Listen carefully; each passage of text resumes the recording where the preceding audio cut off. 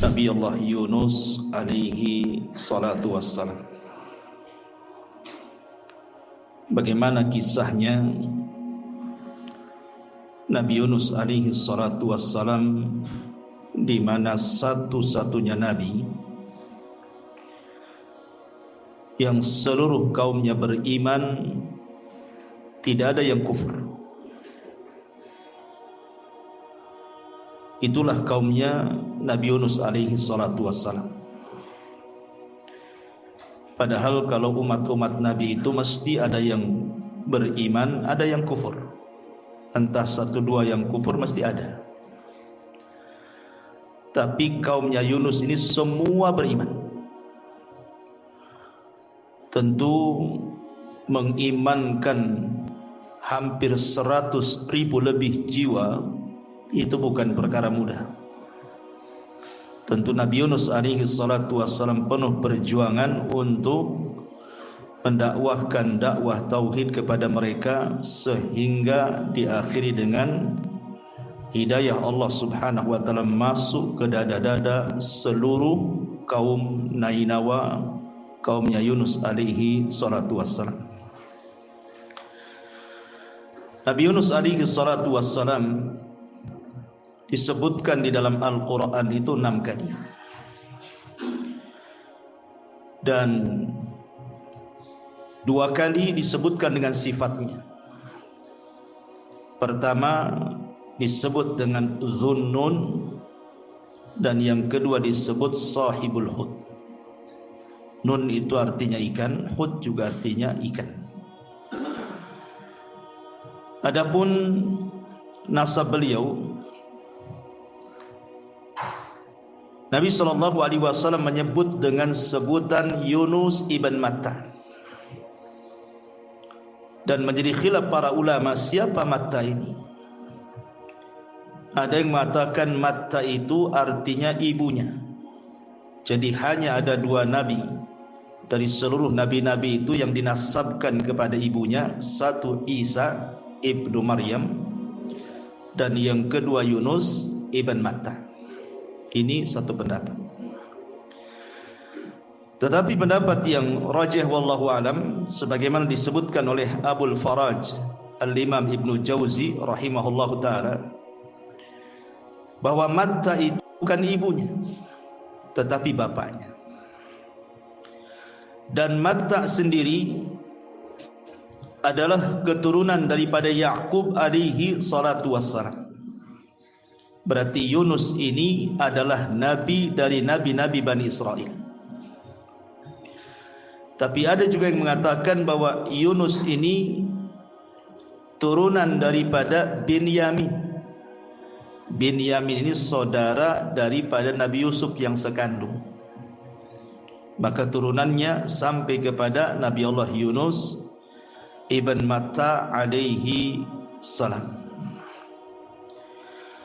Adapun tempat diutusnya, Nabi Yunus alaihi salatu wassalam diutus ke sebuah kota namanya Mosul. Kalau sekarang disebut Mosul, bahasa Arabnya disebut Musil.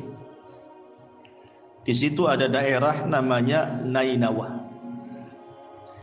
Sekarang menjadi ke gubernuran Nainawa di Irak sana, sebelah timur. Dan tempatnya masih ada. Ada yang mengatakan bahwa ketika itu raja yang berkuasa namanya Yerobeam ibn Yoas. Itu menurut ahli kitab, tapi Quran tidak menyebutkan. Hanya dikirim kepada Nainawa begitu saja dalam hadis Nabi SAW. Kalau kita memperdalam kisah Nabi Yunus ini memang luar biasa. Nanti banyak syarat pelajaran yang kita akan petik, dan cukup panjang kisahnya karena disebutkan hampir di 6 ayat dalam Quran. Saya akan sebutkan 4 hadis, kemudian beberapa ayat dalam Al-Quran yang berkaitan dengan kisahnya Nabi Yunus. Hadis yang pertama, Hadis ini dikeluarkan oleh Imam Bukhari dan Muslim dari Abdullah ibn Abbas radhiyallahu anhuma. Nabi SAW bersabda, la yanbaghi li abdin an yaqula ana khairun min Yunus ibn Matta. Tidak boleh bagi seorang hamba mengatakan bahwa aku lebih baik dibandingkan Yunus ibn Matta. Bahkan dalam riwayat Abu Hurairah yang disahihkan oleh Syekh Nasiruddin Al-Albani rahimahullahu taala, Rasul mengatakan, ana man qala ana khairun min Yunus ibn Matta faqad kadzab. Barang siapa yang mengatakan saya lebih baik dibandingkan Yunus, maka dustakan kata-katanya. Sebagian para ulama ketika memahami dua hadis ini, bukan berarti kemudian Yunus lebih tinggi derajatnya atau lebih mulia dibandingkan Rasul, tidak. Boleh jadi, kata para ulama, Nabi SAW mengatakan seperti ini karena belum tahu bahwa dia adalah afdalul anbiya, bahwa dia adalah seutama-utamanya Nabi, maka dia mengatakan seperti itu.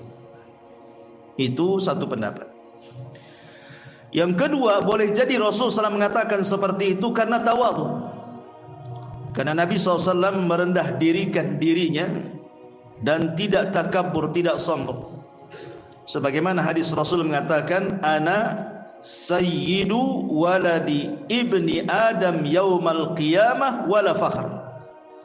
Saya adalah pemimpin bagi seluruh anak-anak Adam dan saya tidak sombong.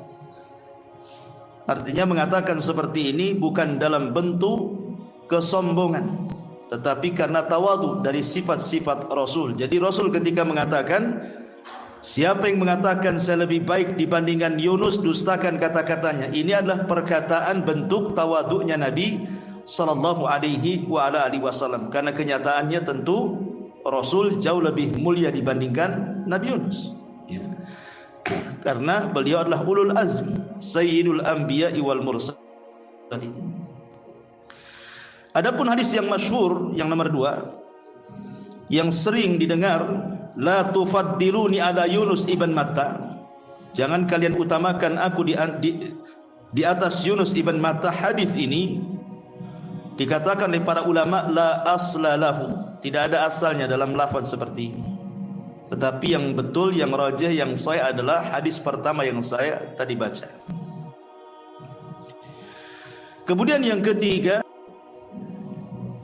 disebutkan dalam musnad antara Utsman sedang duduk di masjid menghayal. Kemudian Sa'd bin Abi Waqqas mengucapkan salam, Assalamualaikum ya Utsman. Tapi Utsman tidak jawab. Assalamualaikum ya Utsman. Utsman tidak jawab. Assalamualaikum ya Utsman. Utsman pun tidak jawab. Akhirnya Sa'd bin Abi Waqqas marah, karena menjawab salam itu hukumnya wajib. Dan Rasul pernah mengatakan bahwa salah satu sebab orang itu akan tertanam saling cinta di antara kaum muslimin itu dengan afsyus salam, menyebarkan salam. Artinya ketika kita mengucapkan salam kok tidak dijawab, berarti ada masalah tuh. Ada apa dengan saya? Begitu maksudnya. Makanya kemudian Sa'd bin Abi Waqqas akhirnya melapor kepada Umar ibn al-Khattab radhiyallahu anhu bahwa dia tadi ketemu Utsman mengucapkan salam tak mau jawab. Akhirnya kemudian Umar pun memanggil Utsman ibn Affan radhiyallahu anhu. Kemudian Umar pun meninterogasi Utsman dan mengatakan, ya Utsman, tadi saudaramu Sa'd bin Abi Waqqas mengucapkan salam, kenapa kau tak jawab?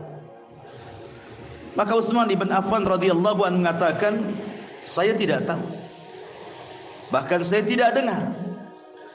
Kalau saya tahu dan dengar, tidak mungkin saya tidak menjawab salam. Akhirnya kemudian kata Sa'd bin Abi Waqqas, bahkan aku sudah mengucapkan salam tapi kau tak jawab. Utsman membantah lagi, aku tidak dengar. Akhirnya kemudian Umar bin Khattab radhiyallahu anhu bertanya, Affan radhiyallahu anhu, dia mengatakan, boleh jadi tadi aku sedang duduk di Masjid Nabawi itu terpikir sebuah hadis Nabi. Jadi dulu aku pernah bersama Nabi sallallahu alaihi wasallam. Ketika itu Nabi sallallahu alaihi wasallam mengatakan sesuatu. Kata Nabi sallallahu alaihi wasallam, da'watun nabi, ada doa seorang nabi yang kalau dibaca dalam setiap doa kita pasti mustajab. Sebelum Nabi SAW menyebutkan doa itu, tiba-tiba datang Arab Badui menyibukkan Rasul, sehingga Rasul lupa menyampaikan terusan hadis itu, kemudian pulang. Dan aku tidak tahu lafadznya seperti apa. Kata Umar bin Khattab radhiyallahu an, aku juga sama, aku ada di situ, aku pun tak tahu, katanya. Tiba-tiba Sa'ad bin Abi Waqqas mengatakan, "Na'am, aku tahu," katanya. Karena peristiwa itu ketika Rasul sallallahu alaihi wasallam tiba-tiba setelah ngobrol dengan Arab Badui itu langsung pulang, aku ikuti di belakangnya.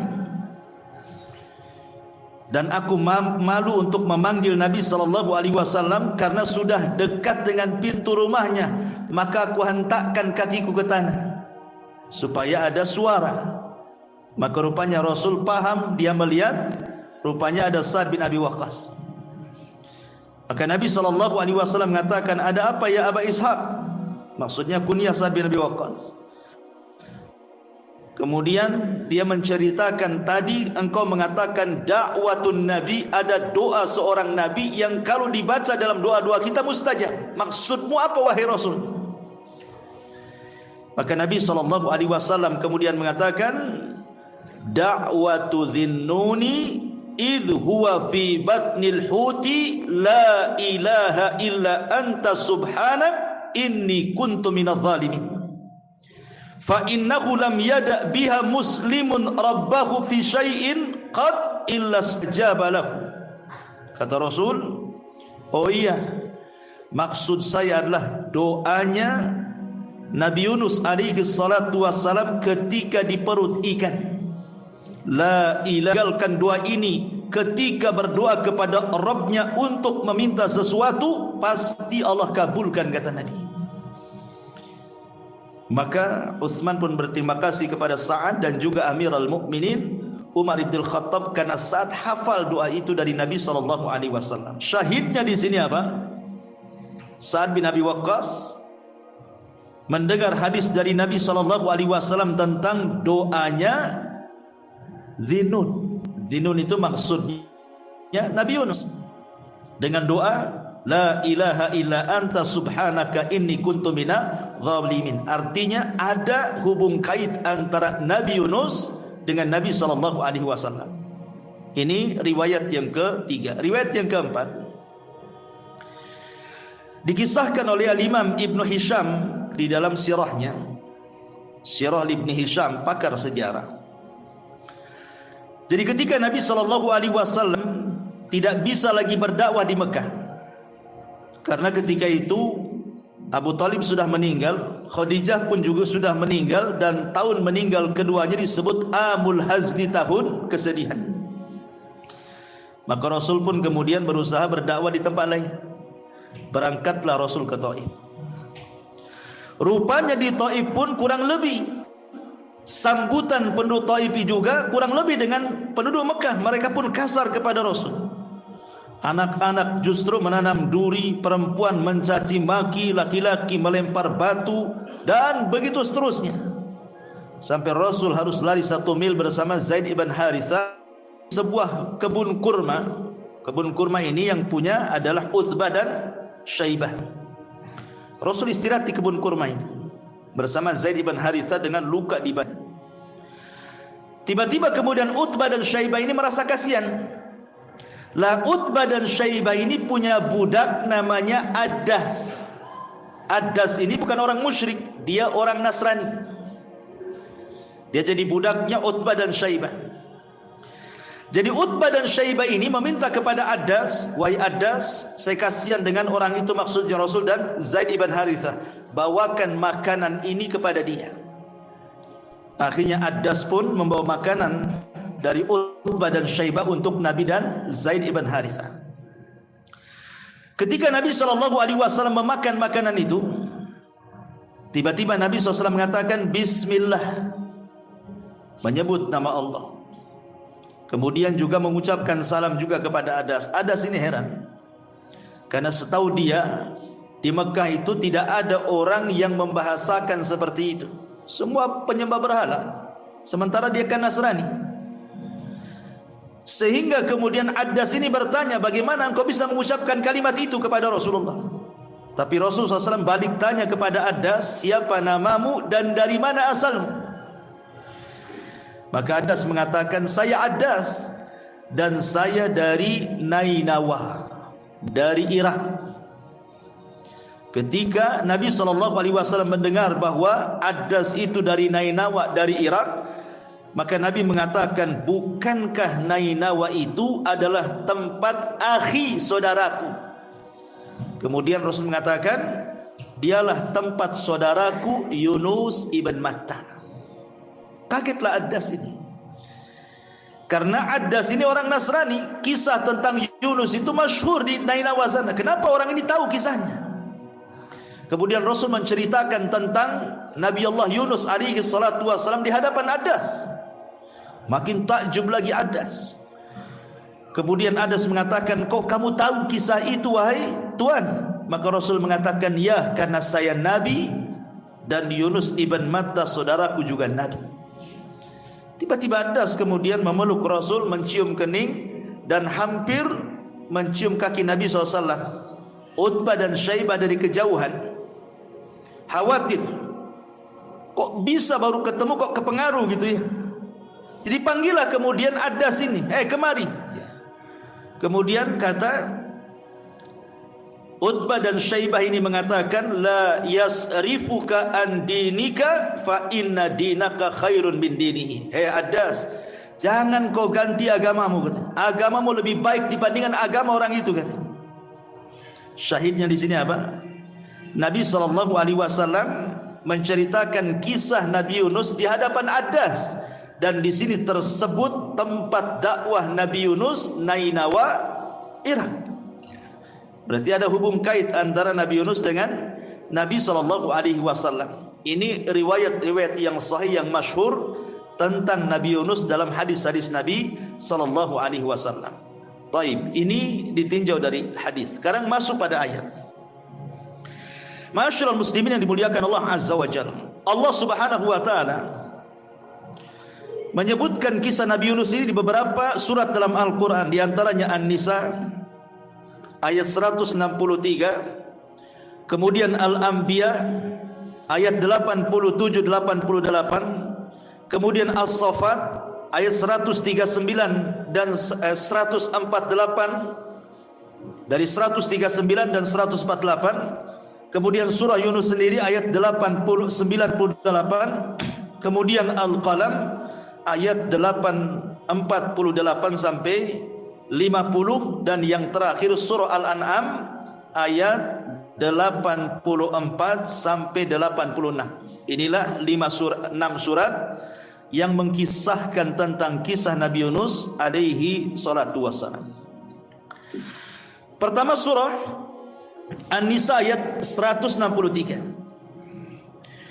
Allah Subhanahu wa taala mengatakan, inna auhayna ilaika kama auhayna ila Nuhin wan nabiyina min ba'di wa auhayna ila Ibrahim wa Ismail wa Ishaq wa Yaqub wal asbat wa Isa wa Ayyub wa Yunus wa Harun wa Sulaimana wa ataina Dawuda zabura.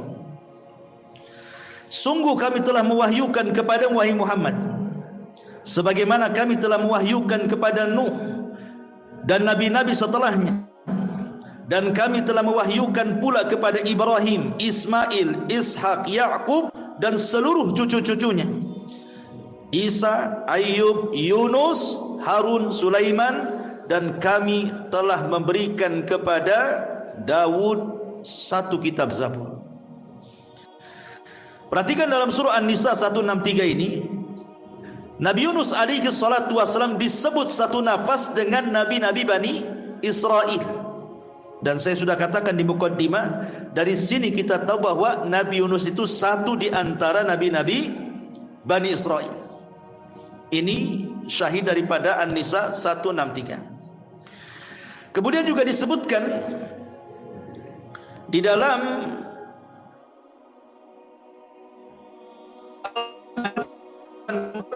sampai 80.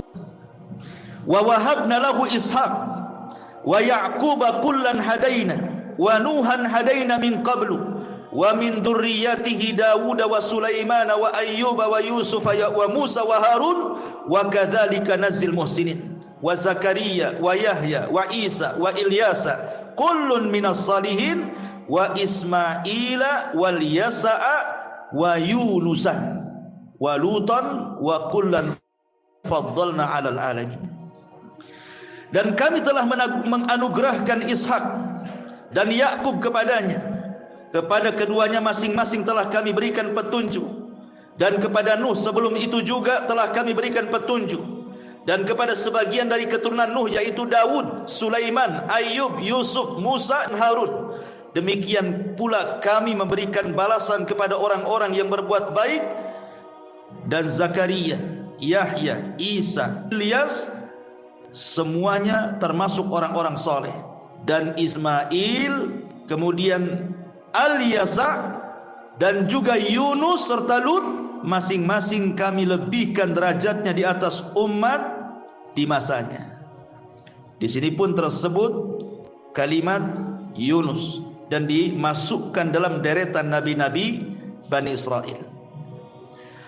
Baik, adapun kisah yang lengkap, langsung kita masuk kepada kisah yang lengkap, adalah disebutkan di dua surat dalam Al-Quran. Pertama surah As-Saffat, dan yang kedua surah Al-Anbiya.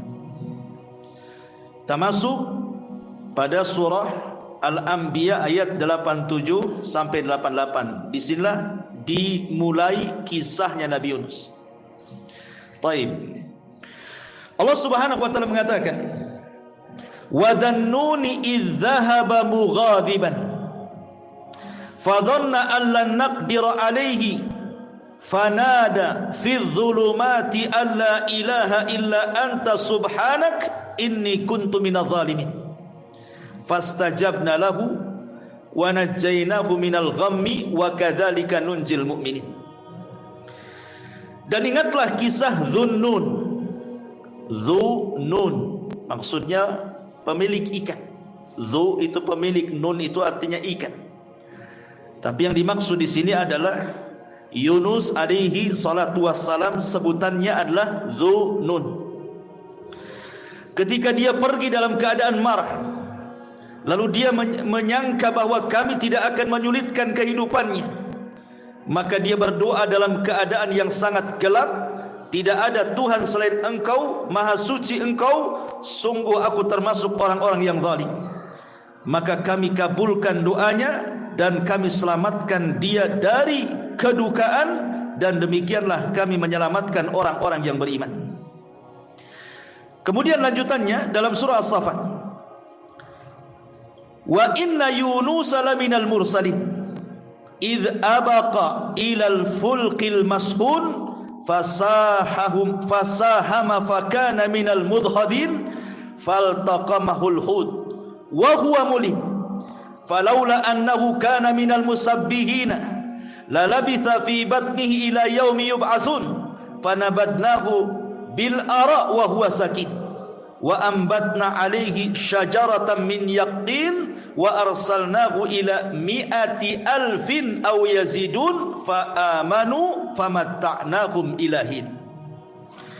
Dan sungguh Yunus benar-benar termasuk salah seorang rasul. Ingat, ketika dia lari dari kaumnya menuju kapal yang penuh muatan, kemudian dia ikut diundi, ternyata dia termasuk orang-orang yang kalah undian, maka dia ditelan oleh ikan besar dalam keadaan tercela. Maka sekiranya dia tidak termasuk orang-orang yang bertasbih kepada Allah, niscaya dia akan tetap tinggal di perut ikan itu sampai hari dibangkitkan. Kemudian kami lemparkan dia ke daratan yang tandus, sedang dia dalam keadaan sakit. Kemudian untuk dia kami tumbuhkan sebatang pohon dari jenis labu, dan kami utus dia kepada 100.000 orang atau lebih, lalu mereka beriman, karena itu kami anugerahkan kenikmatan hidup kepada mereka hingga waktu yang ditentukan. Ma'asyiral muslimin yang dimuliakan Allah Subhanahu wa taala, kita tahu bahwa Nabi Yunus alaihi salatu wasallam, dari ayat-ayat dan hadis-hadis yang kita baca tadi, Nabi Yunus diutus ke kaum yang disebut dengan Nainawa. Di mana Nainawa? Di Musil. Di mana Musil? Di Irak. Berapa jumlah kaum yang diutus Allah Yunus kepada mereka? Allah mengatakan 100.000 lebih. Itu jumlah kaumnya Nabi Yunus alaihi salatu wassalam, mi'atu alfin au yazidun, 100.000 atau lebih dari itu. Ada orang yang kemudian hendak membuat syubhat dalam Quran dan mengatakan, masa Allah tidak tahu jumlah umatnya Nabi Yunus sehingga kesannya Allah mengira-ngira? Kenapa Allah tidak mengatakan 100.000 20 atau 100.000 30? Kan jelas gitu ya. Ini kalimatnya 100.000 atau lebih. Lah lebihnya berapa? Masa Allah tidak tahu katanya? Kita katakan bahwa ini hendak membuat syubhat dalam Quran. Kalimat au di sini ada dua penafsiran para ulama. Segi pandangan orang melihat ketika kerumunan orang, kan tidak bisa dipastikan. Oh, kira-kira sekian. Ini satu penafsiran. Penafsiran yang kedua, maksud au di sini artinya bal. Bal itu artinya bahkan dalam bahasa kitanya. Jadi 100.000 bahkan lebih, gitu maksudnya. Ada yang mengatakan lebihnya itu maksudnya 20.000. Ada juga yang mengatakan 30.000. Ada yang mengatakan 40.000. Jadi umatnya Nabi Yunus itu 120.000. Ada yang mengatakan 130.000. Ada yang mengatakan 140.000 umat. Lah Yunus diutus kepada umat sebanyak itu. Tidak ada nabi sebelum Nabi SAW yang diutus kepada umat sebanyak umatnya Yunus alaihi salatu wassalam. Tetapi semua para nabi diutus kepada kaumnya itu dalam rangka berdakwah tauhid, mesti ada yang mengingkari. Subhanallah, kata para ulama sejarah, ketika Nabi Yunus alaihi salatu wassalam berusaha mendakwahkan dakwah tauhid, rupanya tidak ada yang beriman kecuali 2 orang. Padahal Nabi Yunus itu berdakwah selama 33 tahun. Bukan waktu yang singkat 33 tahun itu. Tapi yang masuk Islam cuma 2. Makanya Allah Subhanahu wa taala mengatakan di dalam Al-Qur'anul Karim tentang kisah-kisah Bani Israel, fariqan kadzabtum wa fariqan taqtulun. Ada sebagian umat itu yang mendustakan nabi-nabinya, ada sebagian umat itu yang lebih daripada itu membunuh para nabinya. Lah umatnya Yunus ini mereka mendustakan dakwahnya Nabi Yunus alaihi salatu wassalam, hanya 2 orang yang beriman. Padahal tabiat nabi itu ikhwan tidak diutus dari luar daerah. Pamannya lahir di Batam diutus di Jawa, enggak. Atau lahir di Medan diutus di Batam, tidak. Semua para nabi itu diambil dari kaumnya.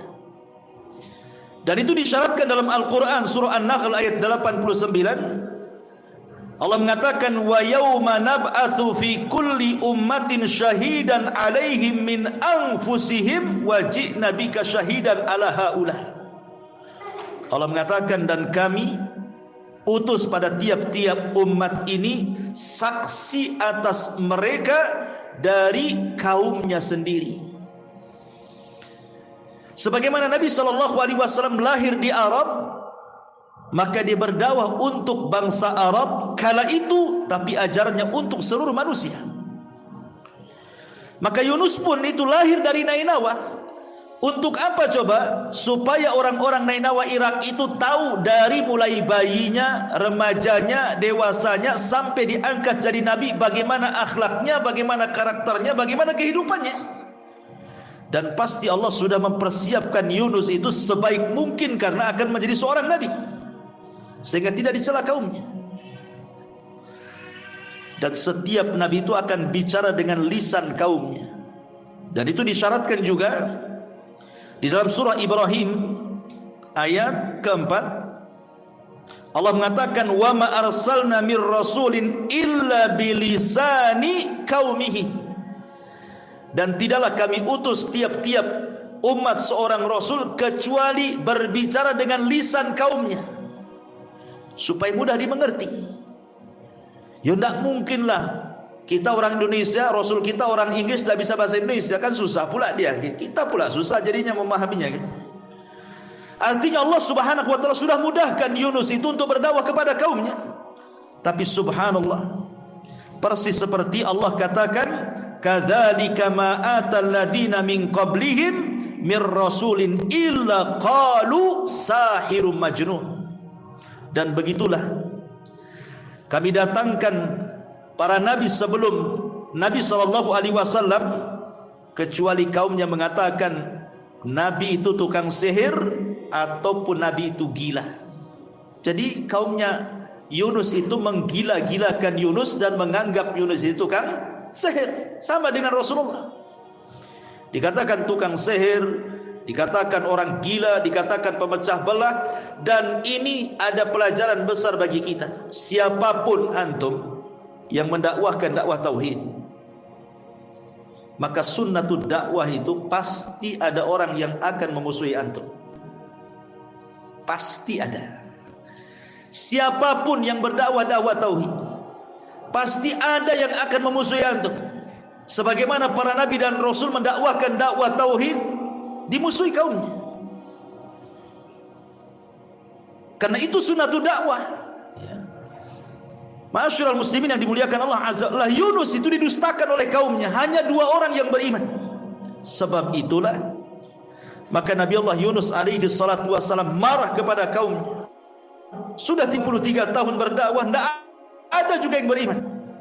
Akhirnya Yunus pun mengancam kaumnya, karena kalian sudah tidak mau beriman kepada Allah, kupastikan dalam 3 hari ini azab Allah akan menimpa kalian. Akhirnya kaumnya cuek-cuek saja, gak peduli dengan nabinya. Hari pertama tak pun nampak tuh tanda-tanda ada azab itu. Hari kedua juga sama, tak ada tanda-tandanya. Dan Nabi Yunus alaihi salatu wassalam akhirnya takut lebih didustakan kaumnya. Kalau setelah 3 hari juga tidak kunjung ada, tentu orang makin mendustakan dirinya. Maka dia pergi dari Nainawa. Rupanya ketika Yunus pergi itu hari ketiga, Allah subhanahu wa ta'ala memperlihatkan azabnya kepada penduduk Nainawa dengan dikirim awan hitam yang siap menggulung mereka. Dari situlah kemudian tokoh-tokohnya, raja yang berkuasa dan juga tokoh-tokohnya, mereka baru sadar bahwa selama ini kita sia-siakan Nabi di tengah-tengah kita. Kita tidak beriman kepada dia sampai dia pergi. Dan sekarang Allah tunjukkan azab itu sudah ada tanda-tandanya. Akhirnya sang raja memerintahkan seluruh rakyat Nainawa yang berjumlah 100.000 lebih itu untuk bertobat kepada Allah subhanahu wa ta'ala, beriman kepada syariat Yunus alaihi salatu wassalam. Sementara Nabi Yunus tidak tahu. Dia kan sudah pergi, kalau kaumnya sudah beriman, gitu masalahnya. Ma'asyiral muslimin yang dimuliakan Allah Azza wa Jalla, dari sini ada persoalan bahwa iman itu terbagi menjadi 2. Supaya antum paham, iman itu terbagi menjadi 2. Yang pertama, ada namanya iman itu sifatnya idtirari, terpaksa. Ada yang kedua, iman itu disebut ikhtiyari, karena kehendaknya. Ada orang yang dipaksa beriman, ada yang karena kehendaknya beriman. Kalau terpaksa dan disebut idtirar, maka iman yang terpaksa itu tidak ada guna. Iman yang terpaksa itu tidak bermanfaat bagi pelakunya. Dan itu disebutkan di dalam Al-Quran. Allah mengatakan, falamma ra'au ba'sana qalu amanna billahi wahdah wa kafarna bima kunna bihil musyrikun wa kafarna bima kunna bihi musyrikin falam yaku yanfa'uhum imanuhum lama ra'au ba'sana sunnatallahi allati qad khalat min ibadihi wa khasira hunalikal kafirun. Maka ketika mereka melihat azab, mereka berkata, kami hanya beriman kepada Allah saja dan kami ingkar kepada sesembahan yang telah kami persekutukan dengan Allah. Maka iman mereka ketika itu, ketika mereka telah melihat azab, maka kami anggap iman mereka tidak berguna lagi bagi mereka. Itulah ketentuan Allah yang telah berlaku terhadap hamba-hambanya, dan ketika itulah ruginya orang-orang kafir. Perhatikan Fir'aun, di ujung hayatnya dia mengatakan, amantu bima amanat bihi banu Israel. Aku beriman dengan apa yang diyakini Bani Israel kepada Musa. Pertanyaannya, manfaat enggak imannya Fir'aun ketika mengucapkan seperti itu? Tidak. Tetap saja Fir'aun ditolak keimanannya. Makanya dalam Islam itu kalau kita cerita taubat, dalam Islam sendiri mengatakan bahwa taubat itu akan diterima kalau seandainya ada dua perkara. Satu, belum ditenggorokan. Sebagaimana hadis Nabi sallallahu alaihi wasallam, innallaha yaqbalu taubata 'abdin ma lam yughargir. Dalam hadis yang disahihkan oleh Syekh Al-Bahimahullah taala, Allah masih menerima tobatnya hamba selama nyawa belum di kerongkongan. Artinya kalau sudah nyawa di kerongkongan, jadi ditolaklah tobatnya. Kemudian yang kedua, selama matahari belum terbit dari arah barat. Dan itu difirmankan dalam surah Al-An'am ayat 158, di mana Allah mengatakan, la yanfa'u nafsan imanuha lam takun amanat min qablu aw kasabat fi imaniha khairah. Allah mengatakan, iman seseorang tidak akan manfaat kalau sebelumnya dia belum beriman atau setelahnya dia beriman belum beramal saleh. Maka tidak ada gunanya kalau seandainya matahari itu sudah terbit dari arah barat. Lah dari sini ma'asyiral muslimin, ketika Fir'aun mengatakan saya beriman, tetap saja ditolak keimanannya. Kenapa? Karena dia ngomong itu terpaksa, karena sudah digulung oleh ombak. Sekarang pertanyaannya, kenapa kaum Nainawa diterima imannya? Sehingga ketika kemudian mereka bertobat semuanya, padahal azab sudah di atas kepala mereka. Lalu apa bedanya dengan Fir'aun? Tetapi Fir'aun tidak diselamatkan, tetap ditenggelamkan. Kalau kaum Nainawa ini disingkap azabnya, dihilangkan azabnya. Kemudian mereka beriman semuanya, bertobat semuanya. Kata para ulama, karena imannya Fir'aun itu idtirari, terpaksa. Karena sudah digulung azab, terpaksalah dia beriman. Kalau kaumnya Yunus itu ikhtiari, karena keinginan mereka, mereka nyesal. Bukti penyesalan mereka adalah ketika Nabi Yunus pergi, kemudian azab Allah sudah di atas kepala mereka, mereka keluar semuanya seperti orang yang hendak istisqa. Keluar semuanya, anak-anak, laki-laki, perempuan, bawa binatang lagi. Kemudian ketika sampai di tanah lapang, dipisahkan, anak-anak sebelah sini, ibu-ibu dan bapak-bapak sebelah sana, anak-anak binatang sebelah sini, induk-induk binatang sebelah sana. Sengaja dipagar, sehingga anak-anak nangis, binatang-binatang juga anak-anak yang menjerit menengok induk yang dipisahkan itu, dan semua menangis, mulai dari anak-anak, kemudian orang dewasa, laki-laki, perempuan, dan betul-betul mereka ingin bertobat kepada Allah Azza wa Jalla. Sebab itulah azabnya dihilangkan. Ya, berarti keimanan penduduk Nainawa itu bukan terpaksa, tapi karena ikhtiar, keinginan mereka ingin tobat, makanya mereka diterima. Dari sini Allah katakan di dalam Al-Quranul Karim ketika menjelaskan tentang tobatnya penduduk Nainawa ini, apa firman-Nya?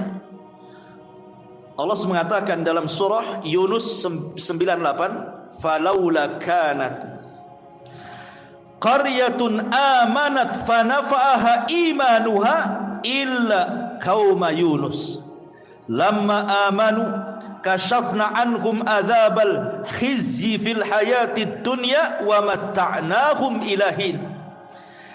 Maka mengapa tidak ada penduduk satu negeri pun yang beriman lalu imannya itu bermanfaat kepada mereka selain kaumnya Yunus.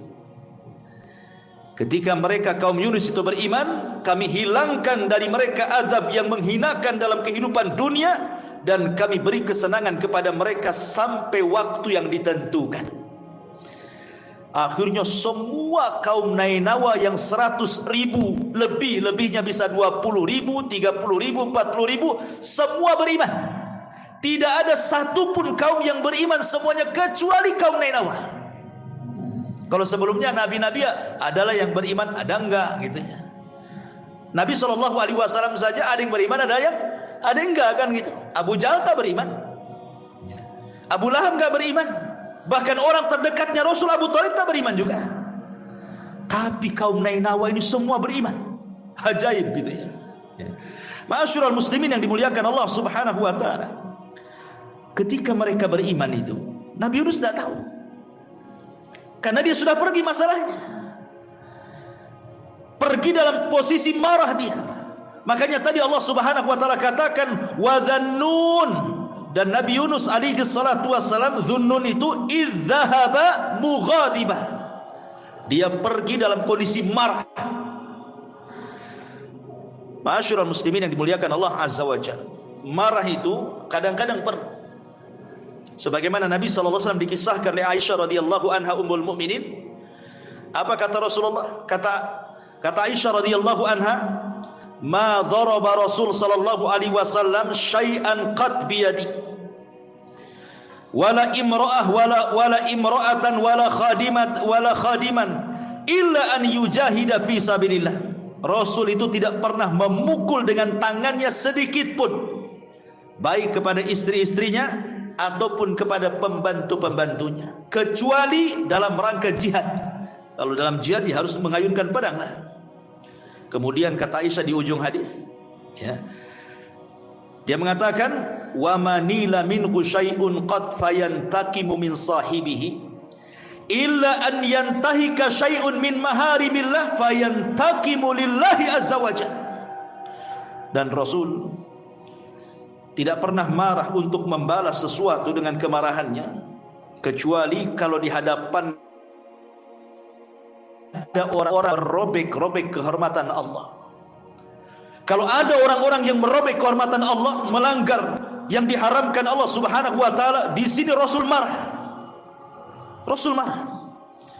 Makanya ketika ada seorang wanita dari Bani Mahzumah, wanita ini anak pejabat, mencuri ketahuan.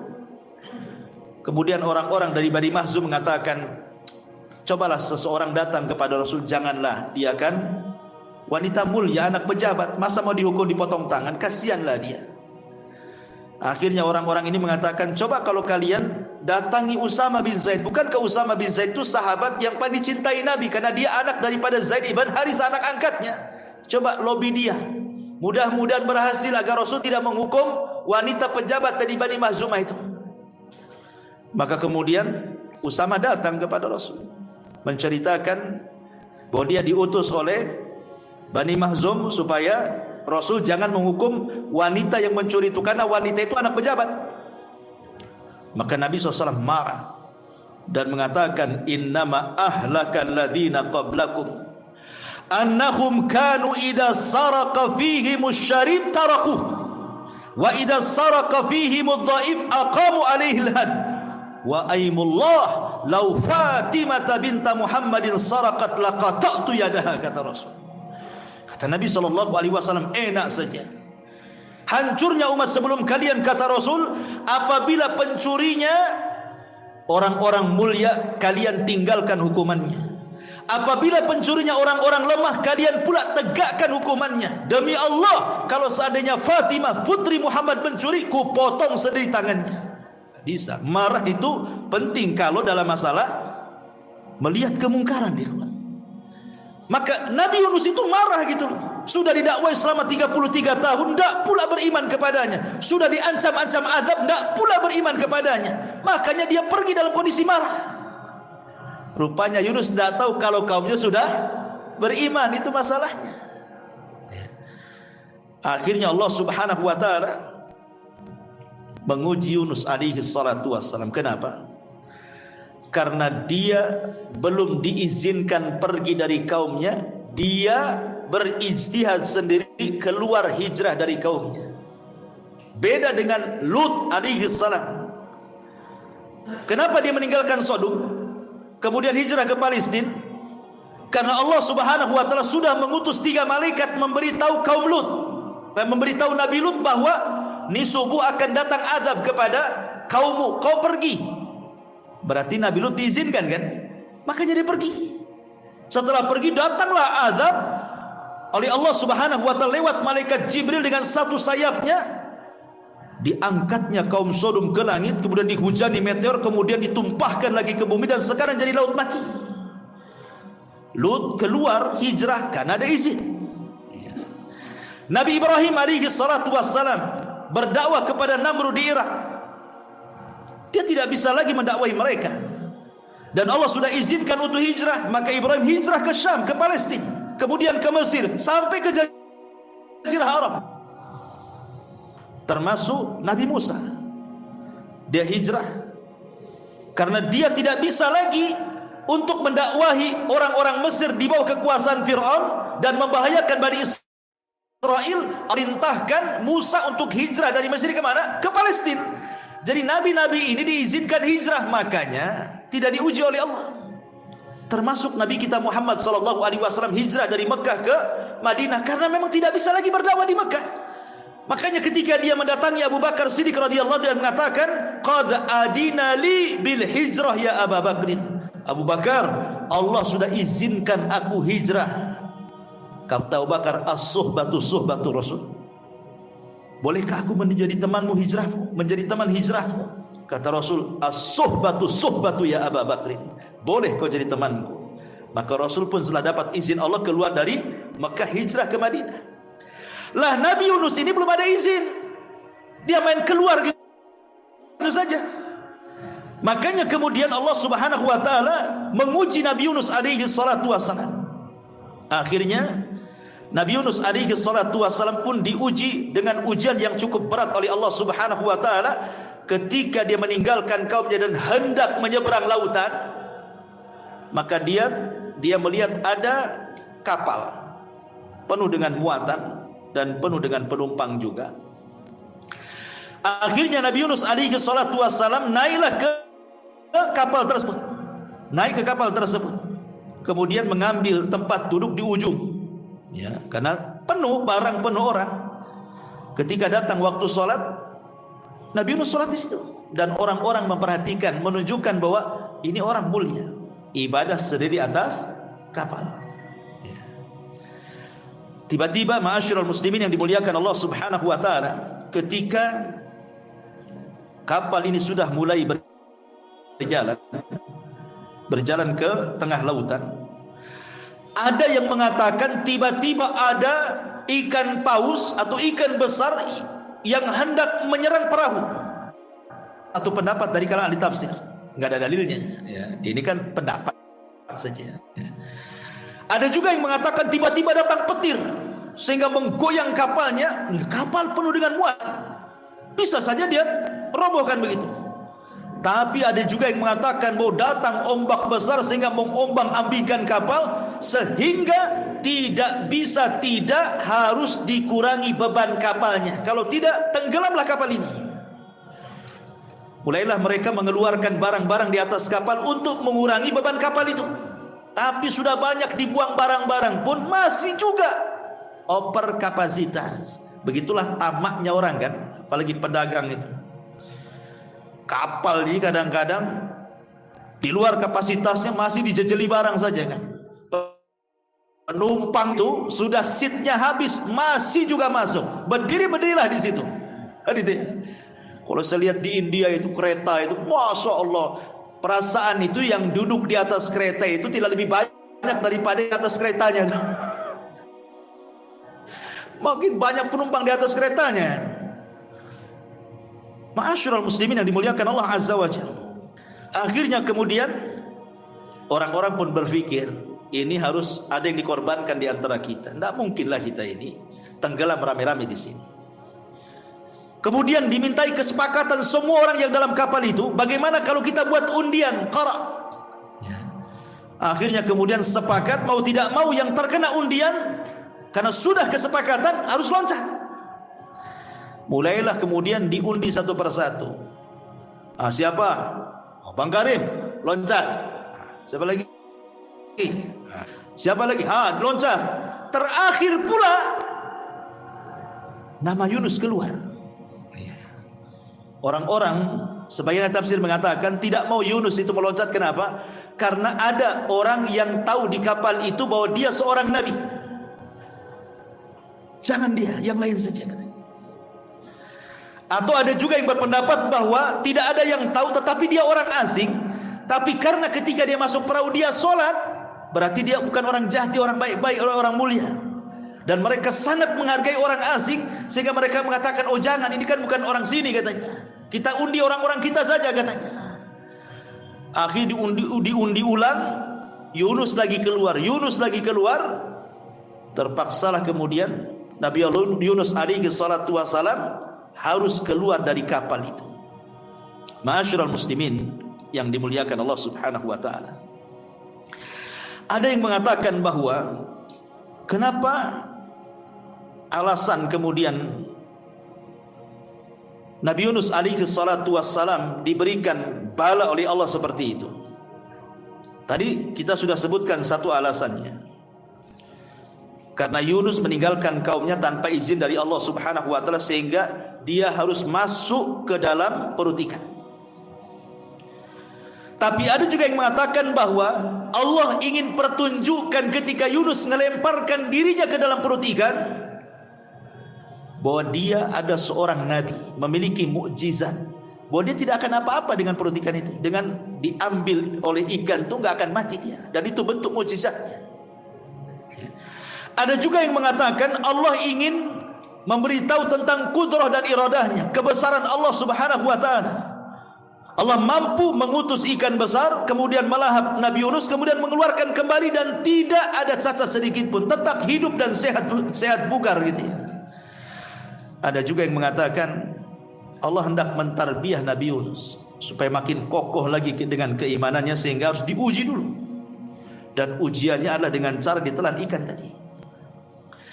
Akhirnya kemudian ketika Nabi Yunus melemparkan dirinya dari perahu itu, rupanya Allah sudah siapkan ikan besar, kemudian mencaplok Nabi Yunus. Tapi Allah katakan kepada ikan itu, hei ikan, kau tidak boleh memakan dagingnya dan tidak boleh merontokkan tulangnya, dan itu bukan rizkimu. Sehingga ikan itu hanya menelan saja.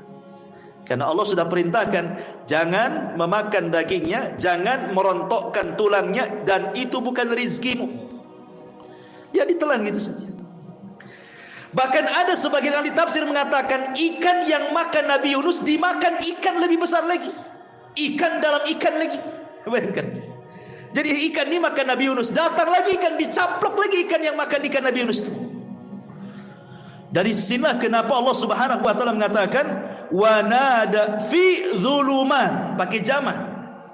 Dan Nabi Yunus berdoa kepada Allah dalam kegelapan-kegelapan. Zulumat jamak, artinya Yunus masuk dalam 3 kegelapan. Kegelapan di perut ikan, kegelapan di dasar, kegelapan di tengah malam. Masuk ikan itu ke dalam dasar bumi, ke dalam dasar lautan itu. Ma'asyiral muslimin yang dimuliakan Allah Azza wa Jalla, berapa lama Yunus ini di perut ikan itu, dan apa yang dimakan sehingga dia tidak mati di dalamnya? Sebagian ahli tafsir sebagaimana disebutkan Imam Ibnu Katsir di dalam tafsirnya membawakan beberapa pendapat para ulama. Di antaranya ada yang mengatakan Nabi Yunus itu tinggal di perut ikan arba'ina yauman, 40 hari. Dan ini pendapat Sa'id ibn Abil Hasan al-Basri. Kemudian yang kedua, ada juga yang mengatakan sab'ata ayamin, wakila thalathata ayam. Ada yang mengatakan tidak sampai 40 hari. Nabi Yunus itu hanya 7 hari atau 3 hari. Dan ini pendapat Imam Atha dari Ja'far As-Sadiq.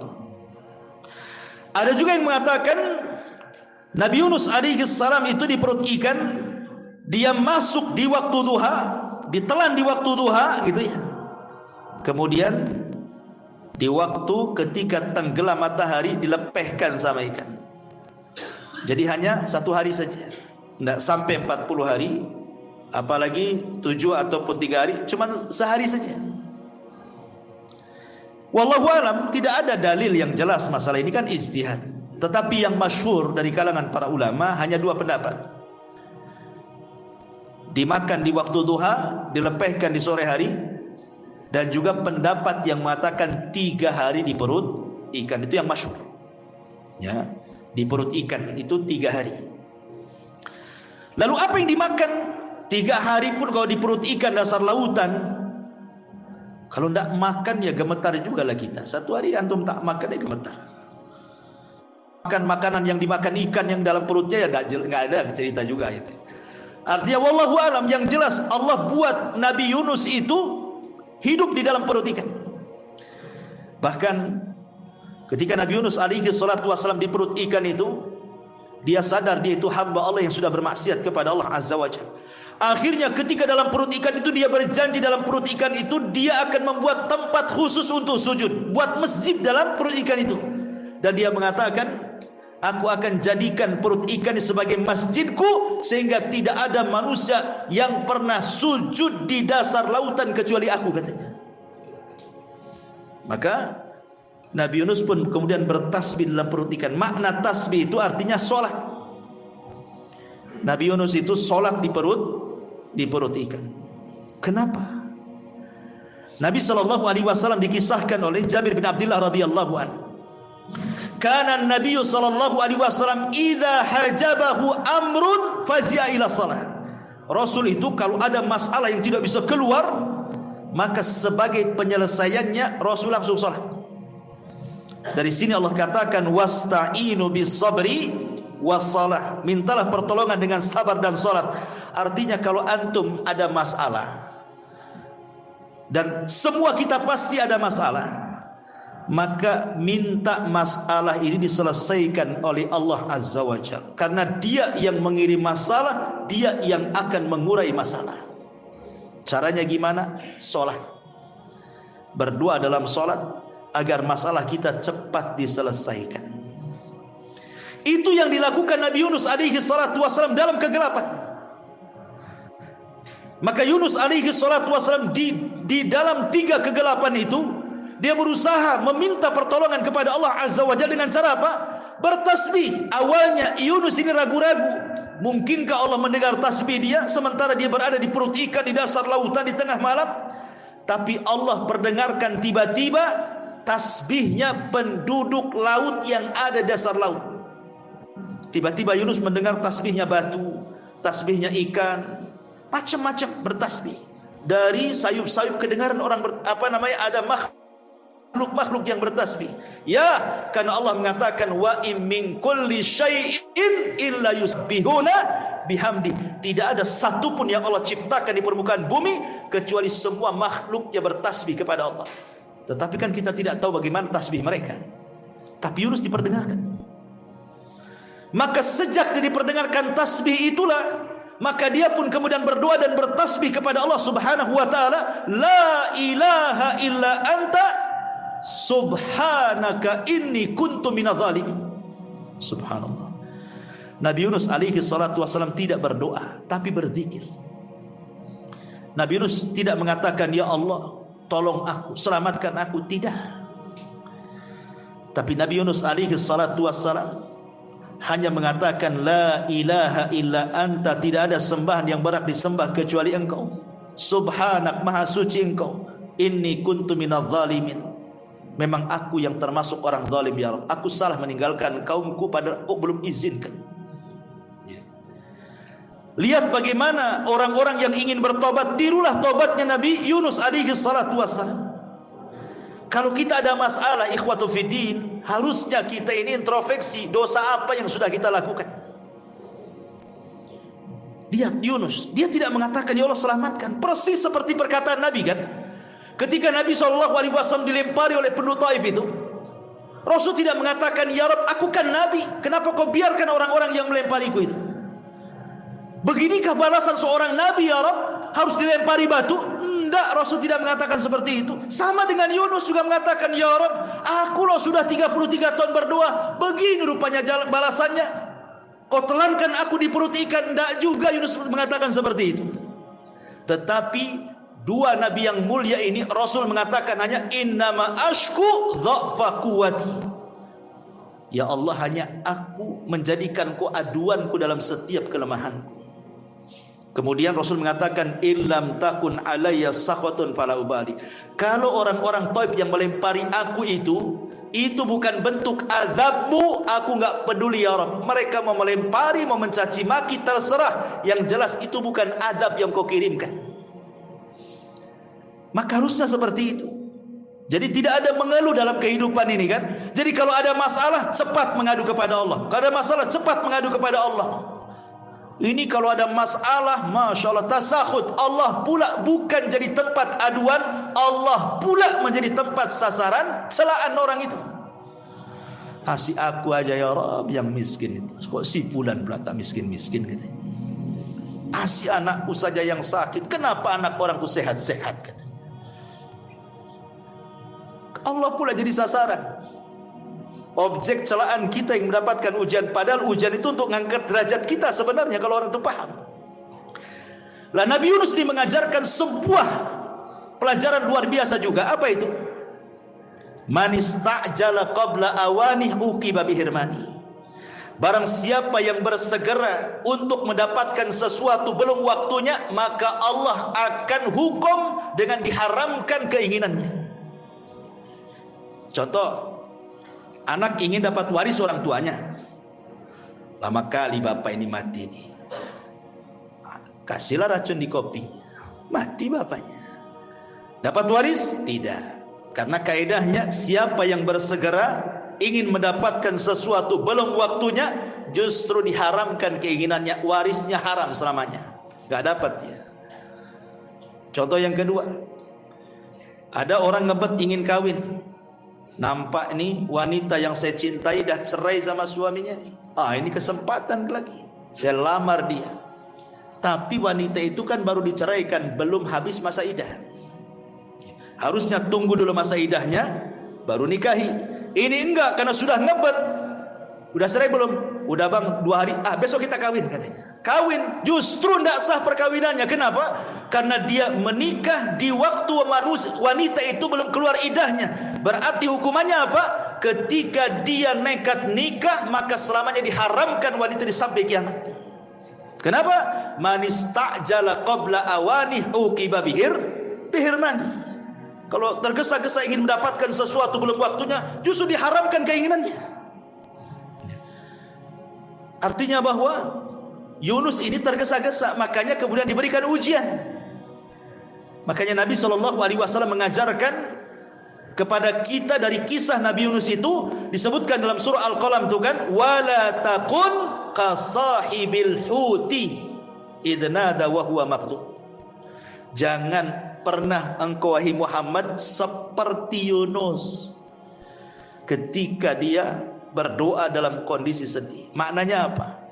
Nabi Yunus belum hijrah, tiba-tiba hijrah sendiri. Jangan seperti Yunus. Kamu ada waktu hijrahnya nanti.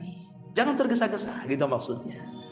Jadi sesuatu itu pun al-ajalatu minasyaitan, kata Rasul. Tergesa-gesa itu dari setan. Maka jangan tergesa-gesa, nanti datang juga waktunya.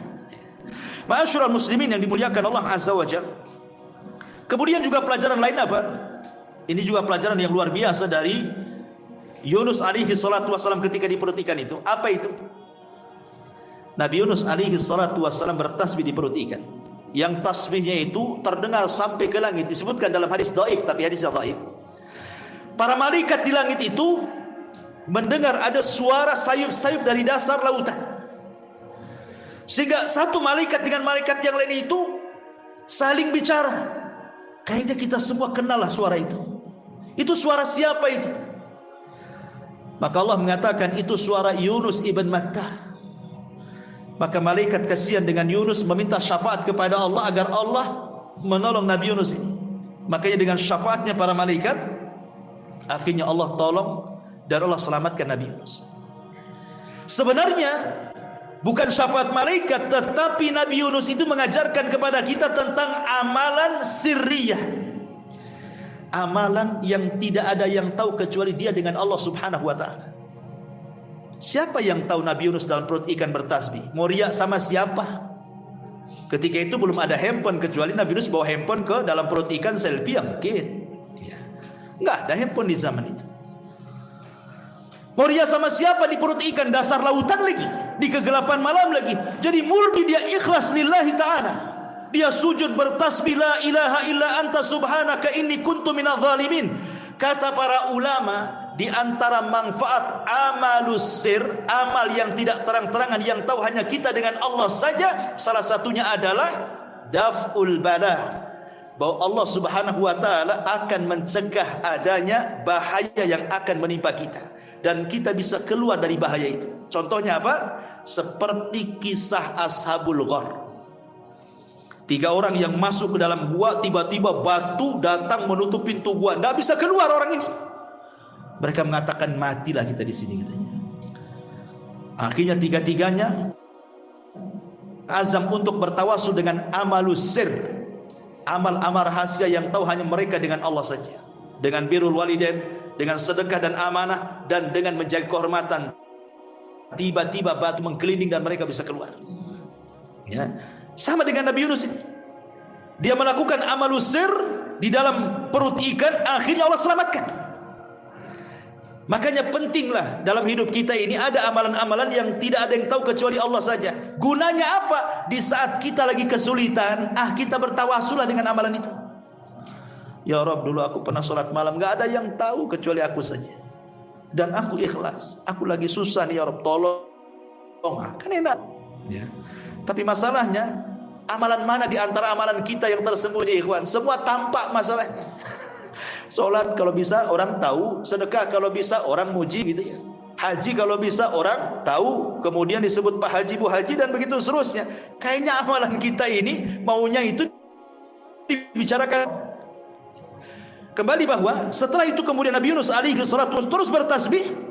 Akhirnya Allah katakan, faltaqamahul hut wa huwa mulim falaula annahu kana minal musabbihin la labisa fi batnihi ila yaumi yub'atsun. Maka dia ditelan oleh ikan besar dalam keadaan tercela, maka sekiranya dia tidak termasuk orang-orang yang bertasbih kepada Allah, niscaya dia tidak akan pernah keluar dari perut ikan itu sampai kiamat dibangkitkan. Tapi karena dia seorang nabi yang bertasbih, maka Allah keluarkan dia dari perut ikan. Ikan naik ke atas, dilepehkan Nabi Yunus. Di mana coba? Di tanah tandus. Di tanah tandus, nggak ada apa-apa di situ. Nggak ada pohon, nggak ada binatang, nggak ada makanan, nggak ada minuman. Padang tandus, padang pasir. Dilepehkan di situ. Ada yang mengatakan kondisi itu seperti bayi baru dilahirkan itu. Lemas. Ya. Akhirnya Allah Subhanahu wa ta'ala disebutkan dalam ayat selanjutnya, Allah tumbuhkan satu tumbuhan. Apa itu? Fanabadnahu bil ara wa huwa faambatna alaihi syajaratan min yaqtin, dan kami tumbuhkan untuk dia sebatang pohon dari jenis labu. Jadi ketika dilepehkan kan masih lemas dia. tiba-tiba Allah tumbuhkan satu tumbuhan di dekat kepalanya. Kemudian tumbuhan itu menutupi wajahnya, menutupi badannya itu. Tiba-tiba cepat aja dia tumbuh. Daunnya membesar, kemudian langsung berbuah. Enak tuh kalau kita punya biji labu, ya kan? Pagi tanam, sore panen. Nah, tapi kan tak ada. Ya, ini kan cerita-cerita mukjizat, ya kan? Atau nanam pohon mangga, pagi tanam peloknya, besok pula ada panen. Mangga ajaib itu. Ya. Lah Yunus diletakkan pohon labu. Sedikit faedah labu kata para ulama. Labu ini ad-dawa wasyifa wal ghada.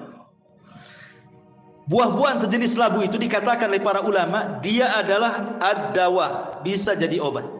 Asyifa bisa jadi stamina kesehatan, al-ghada bisa jadi makanan. Dan Nabi SAW sangat mencintai labu. Sebutkan dalam hadis, kana Nabi SAW yuhibbuhu wa yaqul innaha syajaratu akhi Yunus. Nabi itu suka makan labu dan dia katakan inilah makanan saudaraku Yunus. Bahkan Anas bin Malik radhiyallahu mengatakan, suatu ketika aku diundang makan bersama Nabi SAW. Tiba-tiba Rasul dalam makanan itu, dalam lauknya mencari-cari lauk labu. Dan Anas memperhatikan, ya, rupanya Rasul suka labu. Sejak itulah kata Anas, aku disukakan labu karena Rasul suka dengan labu. Gak tahu antum suka labu atau enggak nih? Nabi suka. Kenapa? Ada yang mengatakan bahwa labu ini bermanfaat. Kalau di Arab sana, Rasul itu selalu mencampurkan makanan labu dengan kurma. Jadi makan bareng-bareng tuh, labu kurma langsung dimakan. Kenapa? Karena kurma itu membawa panas, labu itu membawa dingin. Jadi kalau makan kurma terus-terusan di musim panas, tensi darah naik. Tapi kalau makan labu terus-terusan di musim dingin, tensi darah merendah. Bisa darah rendah, datang penyakit darah rendah akhirnya. Ketika mencampurkan yang panas dan dingin, stabilah itu tekan darah itu. Itu dari segi kesehatan. Lah kenapa kemudian labu itu dikatakan oleh para ulama asyifa wad dawa wal ghada? Dia obat, stamina dan makanan. Itu pula yang ditumbuhkan di samping Nabi Yunus itu. Makan labu dia. Makanya setelah makan ada tenaga. Ketika itulah maka Nabi Yunus alaihi salatu wassalam, pertama dia berjumpa dengan penggembala kambing. Kemudian dia cerita, akhirnya penggembala kambing ini menceritakan tentang kisah Nainawa, bahwa mereka sudah beriman semuanya. Senanglah Yunus. Maka Yunus pun kemudian kembali ke Nainawa, terus mengokohkan keimanan Nainawa yang jumlahnya 100.000, ada yang mengatakan 100.000 dan bahkan lebih-lebihnya bisa 20.000, 30.000, 40.000, semua beriman kepada Allah, dan Allah berikan nikmat yang melimpah kepada kaum Nainawa kala itu. Sampai akhirnya Allah takdirkan Nabi Yunus meninggal dunia. Tetapi ya, yang namanya kaum-kaum dulu diceritakan dalam Al-Quran, setelah meninggal nabinya, sedikit demi sedikit mereka pun kufur kepada Allah subhanahu wa ta'ala. Maka setelah mereka kufur, Allah utus lagi seorang nabi setelah Yunus alaihi salatu wassalam.